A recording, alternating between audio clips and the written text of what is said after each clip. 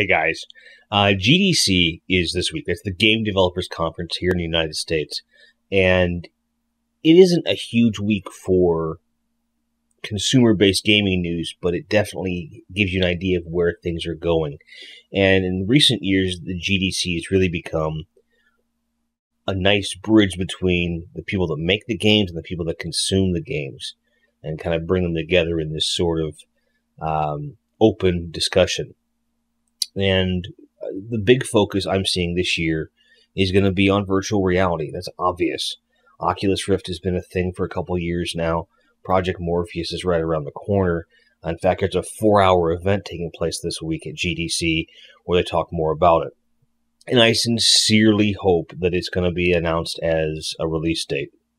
And here, I was already hoping that, but from a consumer and a business standpoint, I have even more reason to worry that they need to get off their duff and get this done.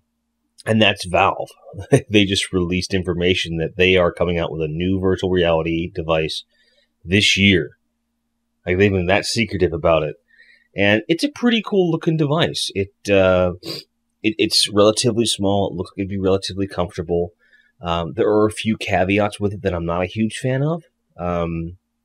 For example, you've got to have a 15-foot square where you can kind of walk around unencumbered, and it's meant for you to walk around, which strikes me as innovative, but also problematic. I mean, remember the Kinect and even the PlayStation 4 camera, you've got to have a certain amount of space. I actually went to great lengths when I was an enthusiast about my Kinect on the 360 to make it so that my living room table could slide across the floor, leaving an open space in front of me. And after a while, the table just stayed there. I didn't use the Kinect as much, but I liked having the open space. It worked out well for me at the time. But, operating on this one room, I don't know that I'd be able to use it reliably. So, and then they're talking about, coming with controllers on some of these VR consoles. And my worry is very simple. And I said it in an angry tweet yesterday. Pick a fucking format, right? Here's where it gets a little bit sketchy. It's not a matter of a format because you figure the PlayStation 4, the Xbox One, and PC platforms are all x86 technologies. That's the largest chunk of the population in terms of the software. And so far, Oculus Rift and Project Morpheus, with the dev kits that have been out there, are very close together in spec as far as how they can be developed. The input is done by controller at this point, so it makes it a matter of mapping. With this new Valve machine, that may not be the case. Of course, it's going to be x86, so I think porting won't be a problem. The specs are very close to Oculus Rift as well, but then the input becomes an issue. If it were a thing where, like with many consoles, they would work with almost any game kind of thing, and you could work with similar platforms, for example. Like, I would love to be able to see my Project Morpheus work on a computer. That would be amazing. And then be compatible with a patch from Oculus games and things like that. That would be the way to go. I think that if you want to adopt this kind of technology, these kinds of software experiences, that where the industry needs to go is in saying the more choice you give consumers about how they want to experience things, the more successful everyone's going to be. Whereas if at first, when the Oculus Rift was really being pushed, it seemed like the Oculus Rift was just being forced down people's throats, like that's all you're going to get. And I didn't like it.